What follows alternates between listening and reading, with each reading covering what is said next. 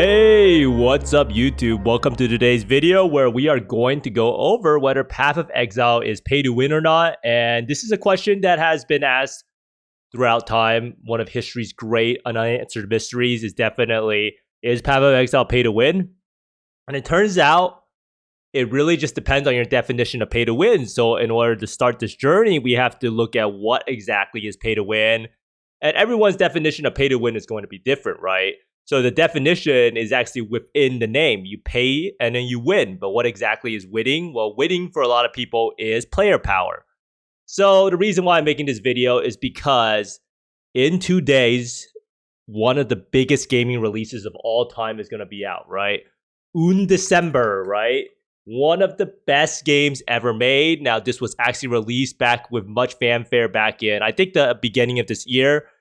And December is an upcoming hack and slash action RPG in which players are able to surpass the conventional limits of skills by endlessly combining a variety of skills and link runes. Does that sound like PoE to you? Linking skills, endless combinations, endless build diversity.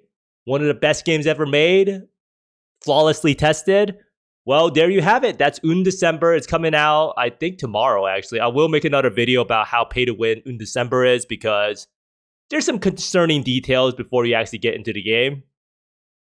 But TLDR is that Path of Exile is pay to win, and I don't think you can really argue that. I would definitely say Path of Exile is pay to win.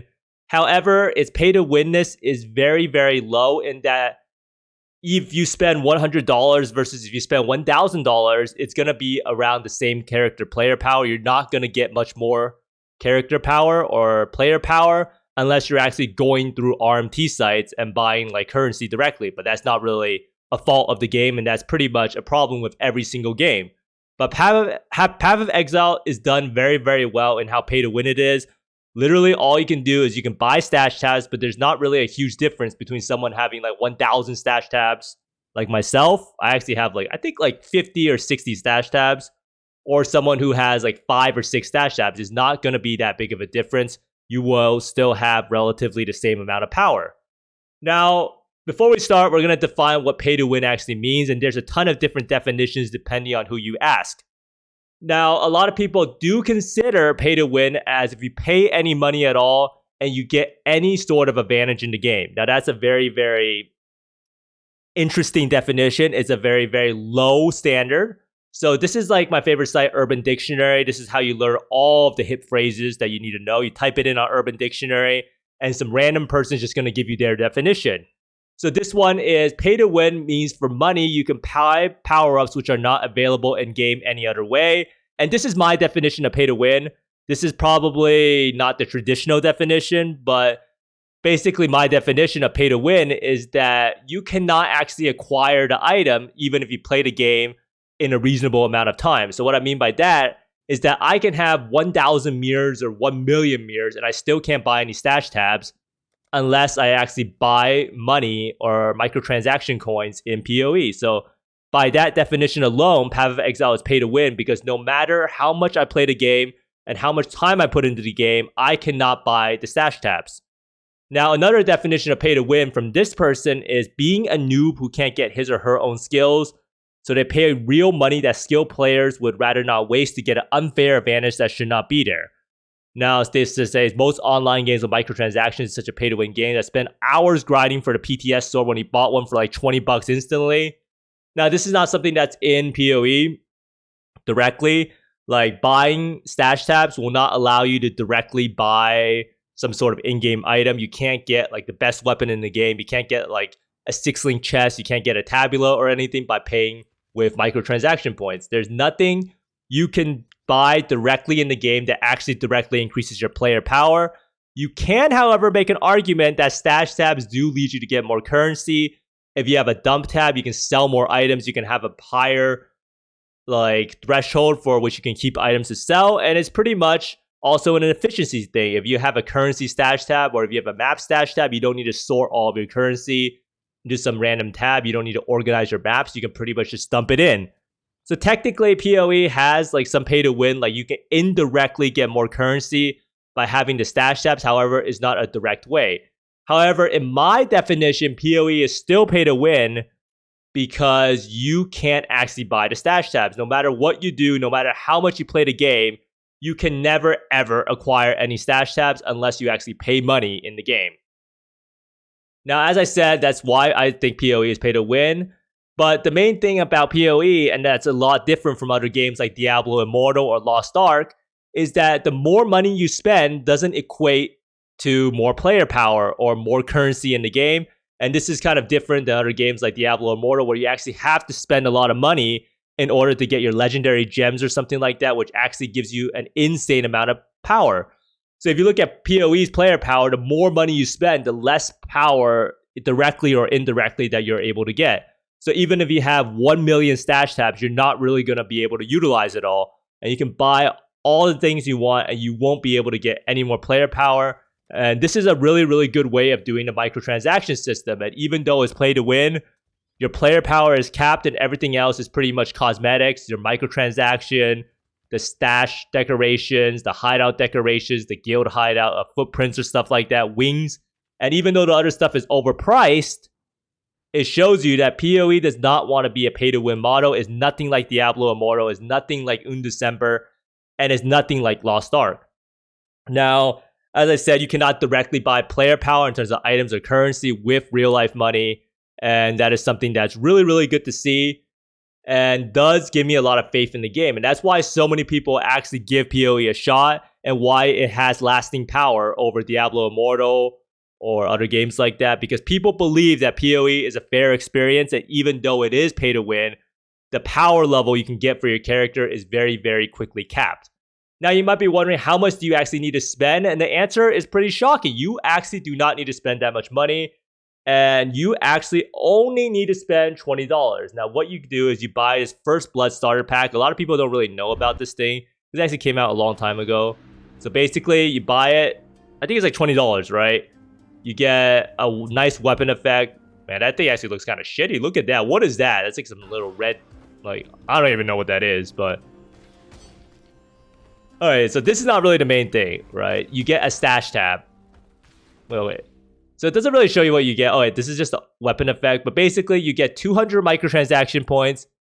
And then you also get a stash tab. Now, the reason that this is important is because 200 points is a perfect level when there's a stash tab sale. So every now and then, PoE has a stash tab sale. And also like certain sales. And it's around like 25% off or something like that. But basically, you can buy a currency stash tab, which I think is the most important stash tab. And then the second most important stash tab is a map stash tab. Oh wait, I was supposed to have a map one, but I have two premium ones. And then there's a premium stash tab. So right here, you can see if you want to spend your money perfectly, you buy to upgrade one of your stash tabs to a premium stash tab. And this is really, really important. So you can actually sell your items. In PoE currently, you cannot sell your items without a premium stash tab. Unless you want to go on the forums or something like that and list your items. But if you're a new player, that's going to be very, very confusing. And the next one you want to buy is a currency stash tab. And this makes it so that you can hold all your currency. And it's actually considered so many stash tabs. Because if you actually had all of this stuff out and not in this currency stash tab, it would probably take up multiple stash tabs worth of inventory slots. And next up, you want to have a map stash tab. So the map stash tab is really, really important. It helps you out a lot, especially when you want to try to figure out what tier your maps are. Otherwise, you would have to organize it all out. So you can see this is so many slots. So this is actually almost, I think, mandatory while playing the game. I do not think you can play the game without the map stash tab or the currency stash tab unless you want to waste a lot of time sorting it out. So with those two stash tabs, you will pretty much be fully capped out on what you can really get. Some other ones that are really, really good is the fragment stash tab, but this is not necessary. I don't think the essence stash tab is that great, or the metamorph, you don't really need these, or delve, or unique collection. And if you really wanted to bump it up a notch, I would probably buy a premium quad stash tab next and a fragment stash tab. The fragment stash tab is also really, really important, but it's not like completely game breaking, but you can do see that it does carry a lot of stuff. It has your Eldritch fragments and Maven fragments. It has your Breach stones. And it also has a bunch of boss fragments. And then most importantly, it has all your scarabs. So if you really wanted to play the game and you want it to be like on an even playing field, all you have to do is you need to buy this First Blood starter pack. It's $20. you upgrade one premium stash tab, you buy a currency stash tab, and then you buy a map stash tab, and then you should be pretty much set. And then you keep playing the game. If you really like it and you feel like you're getting a lot of money out of it, I would then buy a fragment stash tab and then a quad stash tab, which you can sell a lot more items and also have a lot more inventory slots. And that's pretty much all you need to spend. Now, you can say Path of Exile is pay to win, and it truly is pay to win. I don't think anyone can really argue that unless you're delusional or something like that. And that's purely because you can't get these stash tabs by just playing the game. But when you compare it to Undecember, Lost Ark, and Diablo Immortal, it truly is nothing compared to it. It's like such a small amount when like Lost Ark, Undecember, and Diablo Immortal is way up there, right? It's such a small amount. Now, a lot of people might be asking, is Undecember pay to win? And I did look it up through stream and also look through a lot of YouTube videos.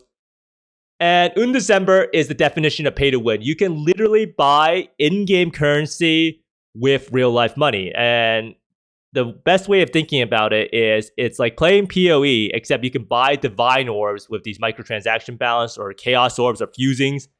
And not to mention, there's also a pet in Undecember that actually auto loots and sells your items. And in order to use this pet, you have to pay a subscription for 28 days or 7 days. And this currency right here is the in-game cash shop currency. So it's like the microtransaction coin balance or PoE. So it actually has a pseudo subscription for the game in addition to the pay to winness. And yeah, there's a lot of different other things. There's also the stash tab space in Undecember, but I can make a completely different video about that. So basically, compared to PoE, Undecember is very, very pay to win. It's not to say that the game can't be enjoyable, but a lot of people are under the delusion that a game can be pay to win and then made not to be pay to win. A lot of people don't understand. A lot of times the monetization scheme for these games are designed beforehand, and then the game is designed to optimize the monetization scheme. So it's very, very hard to take a game that is pay to win and then make it not pay to win and then have the same experience.